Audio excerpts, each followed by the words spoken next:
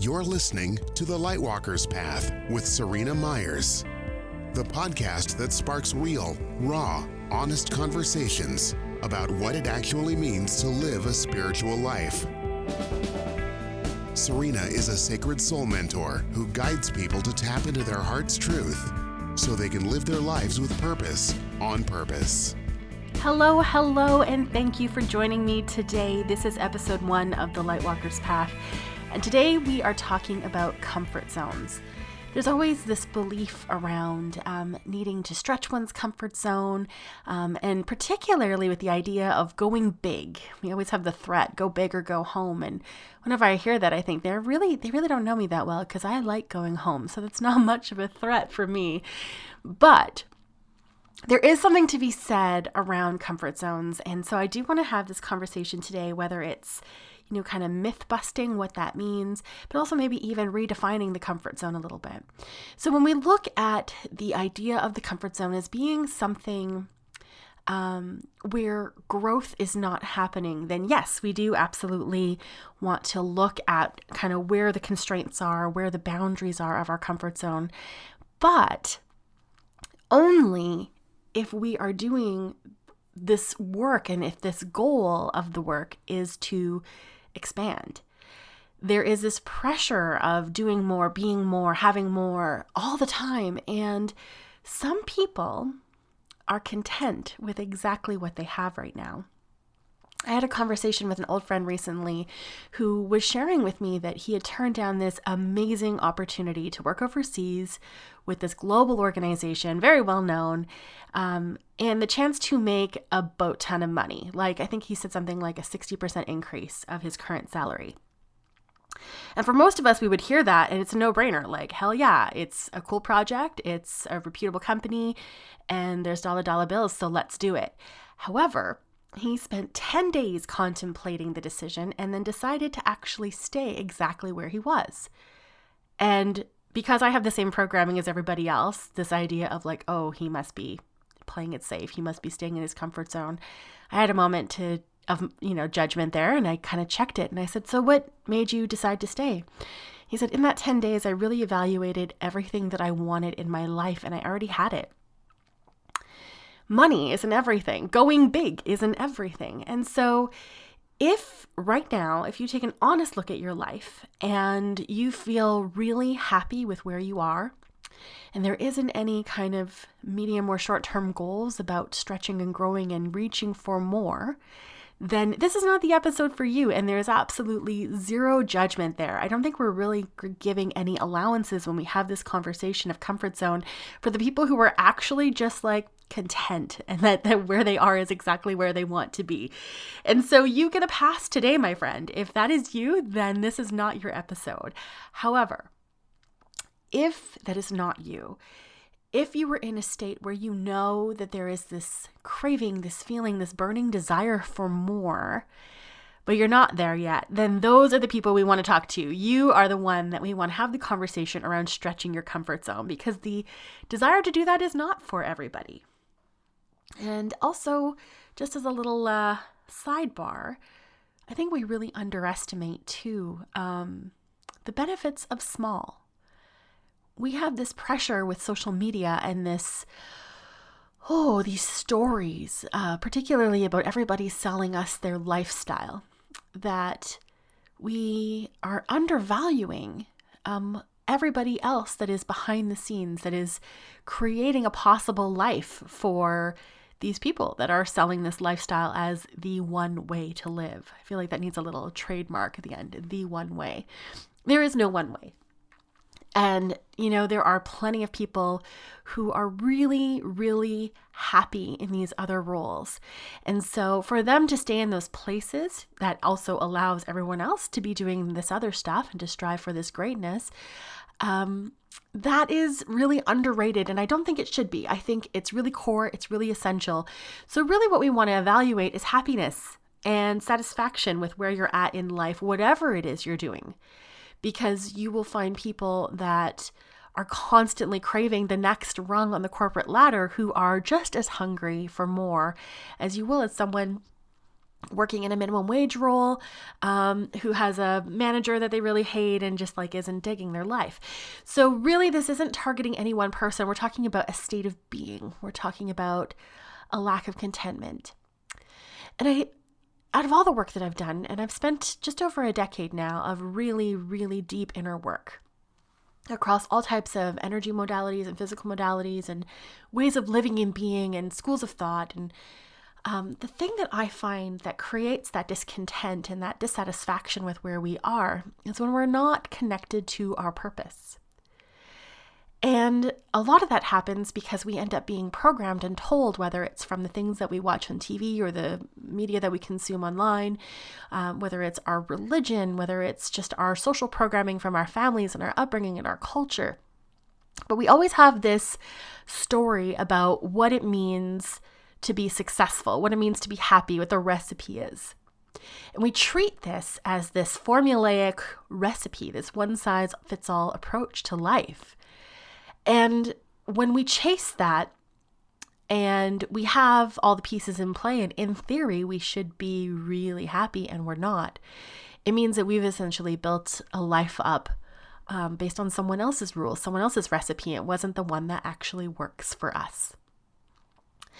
And the problem is that when the money is there and there isn't any fear or there isn't any judgment, we're really kind of comfortable. We're coming back to the idea of comfort zone. We get complacent. So we stop striving for more. We actually feel guilty desiring more. We feel like, oh, we have everything that we should possibly want. How can I question this? How isn't it greedy of me to want more? And the answer, my friend, is no, it's not. Because more is something that you get to define. It doesn't have to be something that's handed to you by anyone above you or before you. It really is the state of being that you get to choose. And if what you have right now, whatever that looks like and however much that looks like, particularly because we usually think about it as money in the bank, if that isn't working for you, you are 100% entitled to want something different. Where we get stuck sometimes is this idea of waiting for someone to provide it for us. So I am saying you need to show up and do the work. I know there are people, particularly who buy into different schools of manifestation thought, who figure if they just say the right affirmations every day and kumbaya that, these opportunities or money or whatever it is that they're craving, their life partner, whatever, is going to just fall from the sky into their lap.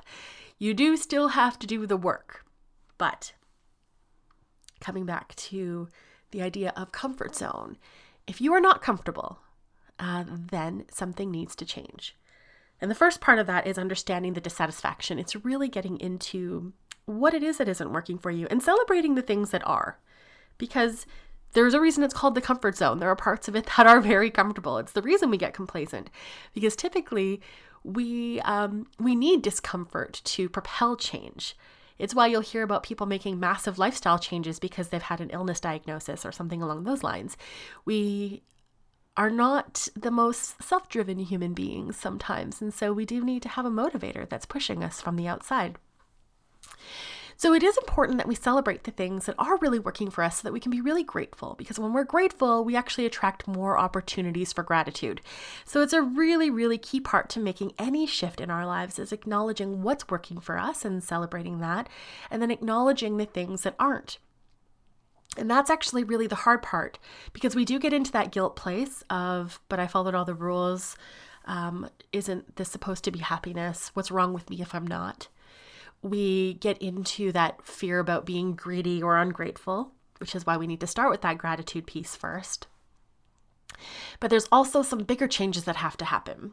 So oftentimes there are things in our surroundings, whether it's the city we live in, it could be the relationship that we're in, it could be the things that we always wanted to do, but we never gave ourselves permission to do. It could be all the things that have gone unsaid. There's all these different facets of this kind of unfinished business.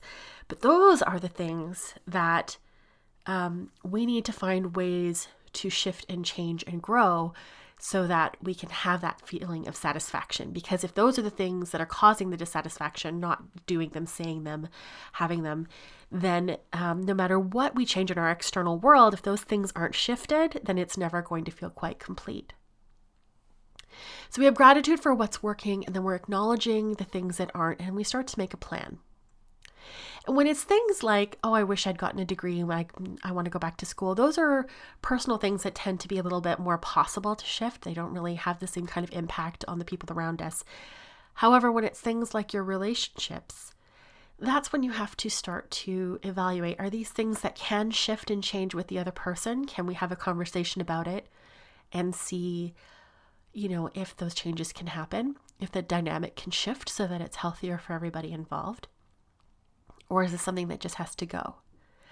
And that gets hard and it's complicated, particularly when there's other people involved, when there's money involved or property. These are not one size fits all approaches again. So we do have to be delicate and mindful about how we pursue them. We want to be able to get advice from the appropriate people who can help us make the most informed choices. And not all relationships can change. You have to remember that just because you are making this commitment to living your purpose doesn't mean that everybody else around you is. And just as you have the same right to decide you want to do things differently and to make these big shifts, they have the right to stay exactly the same. And then you need to evaluate what that means for you. Inner work is not always easy work. It's big, it's important, but it sometimes comes with a pretty high price tag. And only you can decide for yourself if that's one that you want to make. I like to look at as well, when I'm talking about stretching out of my comfort zone, I like to look at what I say yes to and what I say no to. So I am a recovering good girl. I have been known to be a people pleaser in the past. And so saying no was a very, very, very challenging lesson for me. It continues to be. It's one that I'm still working on, and it's one I work on with my clients as well. Saying no and healthy boundaries. They are amazing acts of self-love. And what I didn't recognize was just how powerful they were. Because when you say no to the things you don't want to do, or the things that don't resonate, or they don't feel good, you are creating space. And on the one hand, you might be thinking, well, who needs space? Like, what does that even matter? But on the other, let me tell you this. When you have space, that is all you need, all the possibility, all the potential that you need to be able to say yes to more of what lights you up. And lights you up doesn't mean that it's going to be your thing for the rest of your life. It just means it's something that you want to try. It's something you're curious about. It is a willingness to do something differently. That's the stuff that stretches you. That's the stuff that helps you grow. And I want to come to this concept of stretching you. It comes up in a lot of my coaching sessions with clients. And I had one the other day that was like, you need to write a blog post about this. So instead of writing a blog post, I do want to talk about it briefly right here.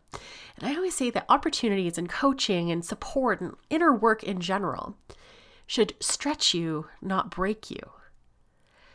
So if you have opportunities that are pushing you beyond your comfort zone, where everything in your body and your intuition is recoiling at the idea, those are hard no's. And that no, again, creates space for you to say yes to something that's more aligned. You want it to be a little bit uncomfortable. If it's entirely comfortable, if it's an easy yes, like no brainer, there probably isn't much opportunity to stretch and grow within it. It doesn't mean you won't have a good time, and you can definitely say yes to a good time.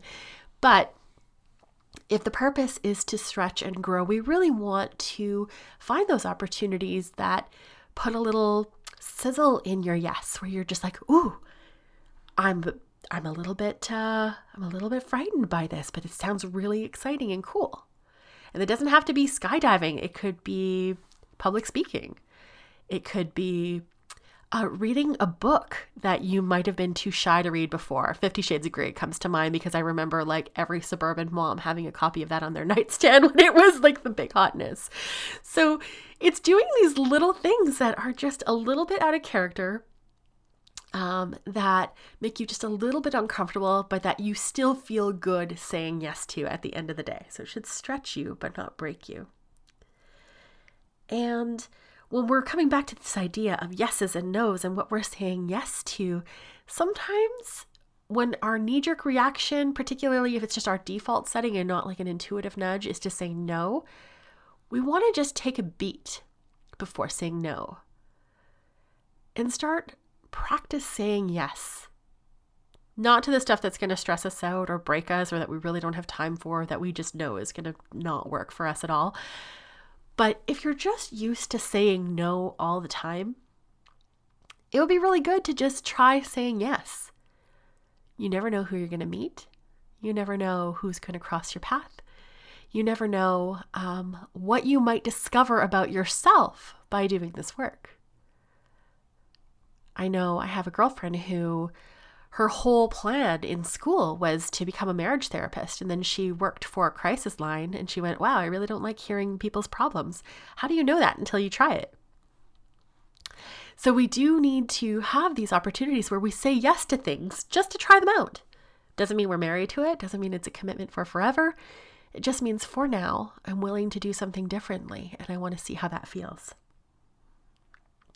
So those are my nuggets for you today, my sweet. So I want to know, which ways are you stretching your comfort zone? Which ways do you test your limits just a little bit? Or do you celebrate exactly where you are? And is that all that you're looking for right now? And let's celebrate that too. So that is our show for today. And thank you so much for taking the time to listen. I want you to remember as well, we have an online community on Facebook with the same name, the Lightwalker's Path. We'll see you next time.